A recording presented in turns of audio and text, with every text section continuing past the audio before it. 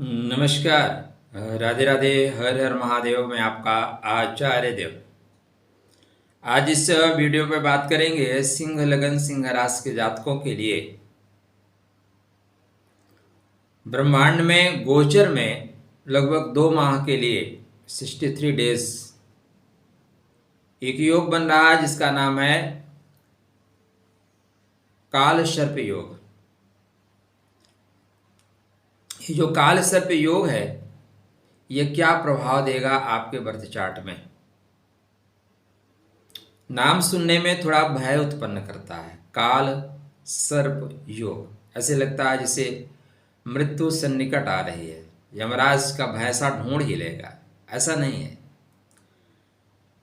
राहु का जो देवता है उसका नाम है काल और केतु का जो देवता है उसका नाम है सर्प। इन देवताओं की स्थिति उपस्थिति के अनुसार इस योग का नाम किया गया है काल सर्प योग, जो थोड़ा सा सुनने में भयावह लगता है।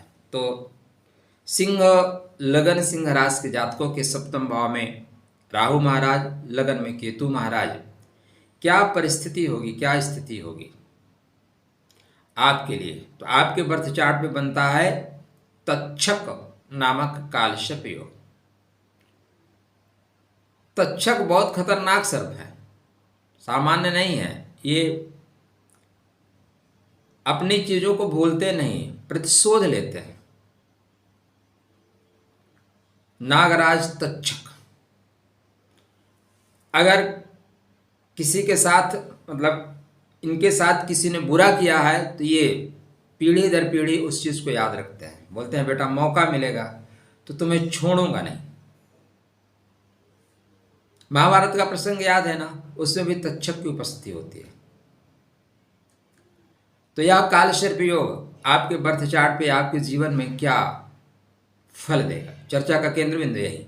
चैनल को सब्सक्राइब नहीं कर रखा है तो कृपया कर लीजिए, विनम्र अनुरोध है आपसे। देखिए, काल सर्प योग अच्छा तो नहीं होता।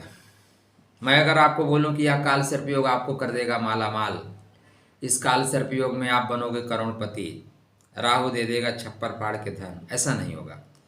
देखो मित्र, मैं स्टार्टिंग से कह रहा हूं कि राहु आपके 7वें घर में आएंगे तो आपके दाम्पत्य जीवन में क्लेश उत्पन्न करेंगे। आप लोगों ने अनुभव करना शुरू कर दिया होगा।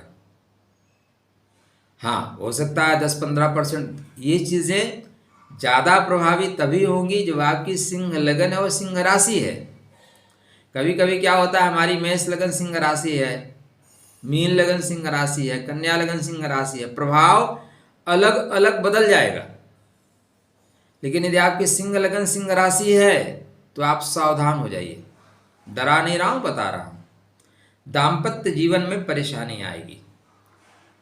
इस समय जब काल सर्प योग का निर्माण हुआ है, राहु केतु के मध्य सारे ग्रह आ गए हैं, इसको बोलते हैं काल सर्प योग।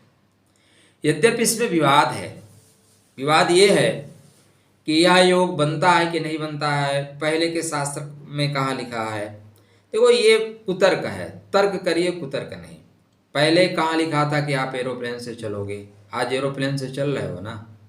पहले कहाँ लिखा था कि गाड़ी में एसी में चलोगे, आप AC 2 tier AC first class में चलोगे, आप चल रहे हो ना। कहाँ लिखा था कि घर में एसी लगवाना है, लगवा रहे हो ना। कहाँ लिखा था एलईडी टीवी पे देखना है, देख रहे हो ना। तो जो चीज़ें पहले हैं अगर उसको आप नकार रहे हो कि वो किताबों में नहीं लिखा था, भाई नए नए शोध हो रहे हैं, नए अनुसंधान हो रहे हैं और लगातार होते रहेंगे। नए योग नए दोष बनते रहेंगे और उनका निराकरण भी होता रहेगा।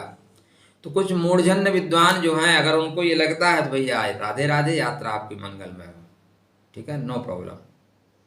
जिनको लगता है कि नहीं प्रभावी होता है, देखो इस ब्रह्मांड में आकाश में बादल अगर आ जाते हैं तो उसकी एनर्जी आपको महसूस होती है। रात में बादल आए, गर्मी बढ़ जाती है। क्या बादलों ने क्या किया, उष्मा को ही तो रोक दिया। या हल्की से बारिश हुई, दोपहर में बादल आ गए तो क्या हुआ, गर्मी से आराम मिल जाता है, बारिश तो नहीं हुई ना। अब आप बोलो मैं मानता नहीं, तो भैया आप ना माने, आप ज़्यादा मूढ़जन्य विद्वान हैं। यहाँ पे यह योग आपके स्वास्थ्य पे अनुकूल असर नहीं देगा, आपके व्यवसाय में रुकावट देगा। खासकर जीवन साथी का इस समय आपको रखना होगा ध्यान। जब से शनि अष्टम में गए हैं, इस बात पर मैं जोर दे रहा हूँ, कृपया आपने अपने जीवन साथी का रखें ध्यान। देखिए, ये भी एक बड़ी विडंबना है कि जिनके साथ हम रहते हैं वो हमें अच्छे नहीं लगते और उनको पाने के लिए लोग कतार में खड़े हैं। मैंने बहुत लोगों से पूछा, भाई तुम्हारे पास इतनी खूबसूरत जीवन साथी या जीवन संगनी है और तुम लोग और जगह क्यों टकटकी लगा के बैठे हो? उत्तर नहीं है। एक मृग तृष्णा है। जो आपके पास है वो आपके लिए पर्याप्त नहीं है, लेकिन आपके जो पास है उसके लिए किसी की आस है। तो जो प्राप्त है वो पर्याप्त है, इस चीज का बोध करना शुरू करिए। नहीं, जो ये प्रवृत्ति है ना, कुरंग मातंग पतंग भृंगा मीना हता पंच भिरेव पंचा एका प्रमादी सकतम नहन्नते या सेव्यते पंच भिरेव पंचा सा सकतम किम नहन्नते अवश्यमेव हन्नते। तो इंद्रियों पे अंकुश लगाना जरूरी है। केतु महाराज शुभ देंगे।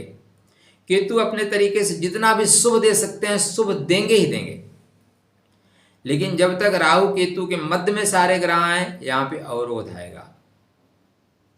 7 जून से मंगल महाराज आपके बर्थ चार्ट पे आपके राशि में आ जाएंगे। 18 मई से लेके 23 जुलाई तक यह योग बना रहेगा। 23 जुलाई को यह योग टूटेगा। तो इसको आप कह सकते हैं कि एक तो परेशानी ढैया की है, और देखो जो परेशानी आती है ना तो हर जगह से आती है, और परेशानी नहीं आती तो परेशान करने वाले भी साइलेंट जोन में चले जाते हैं। मतलब आपकी रोग प्रतिरोधक क्षमता कमजोर होगी। ये तक्षक नामक काल सर्प योग आपके दाम्पत्य जीवन में अवरोध उत्पन्न करेगा, आप पे ब्लेम कर सकता है, और एक ब्लेम पाने का योग बन रहा है 22 या 24 जून से 7 जुलाई तक। इस बीच में अत्यंत सावधानी से चलिएगा। यह समय आपके इस वर्ष में सबसे सावधान रहने वाले समयों में से एक समय होगा। ठीक है। अच्छा, जिसको ये लग रहा है भैया कि डराया जा रहा है, उसकी यात्रा मंगलमय हो। कुछ लोग आके फालतू में बाद में कमेंट करते हैं। मेरा उद्देश्य आपको टू द पॉइंट चीज़ों को बताना है। आप उसको कैसे ग्रहण करते हो या आपके ऊपर डिपेंड है। ठीक है ना।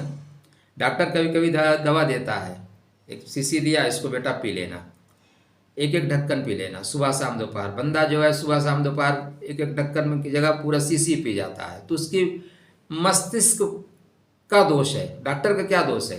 तो उसी तरह यहाँ पे जो चीज़ें बताई जा रही हैं वो ग्रहों के गोचर के अनुसार बताई जा रही हैं। यदि आपके बर्थ चार्ट पे काल सर्प योग का निर्माण हुआ है तब आप अत्यंत सावधान हो जाइए।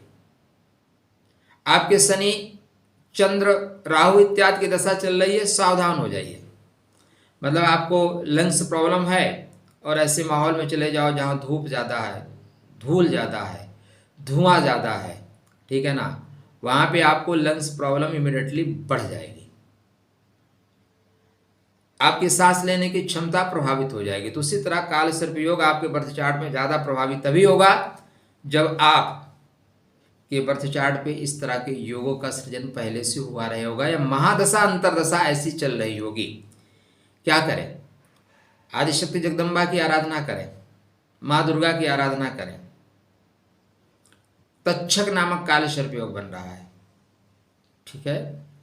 भगवान कृष्ण की आराधना करें। कृष्णाय वासुदेवाय हरे परमात्मने प्रणत क्लेशनाशाय गोविंदाय नमो नमः। या भगवान शिव की आराधना करें। हम आपको विकल्प बहुत दे रहे हैं, जो चाहिए वो ले लीजिए।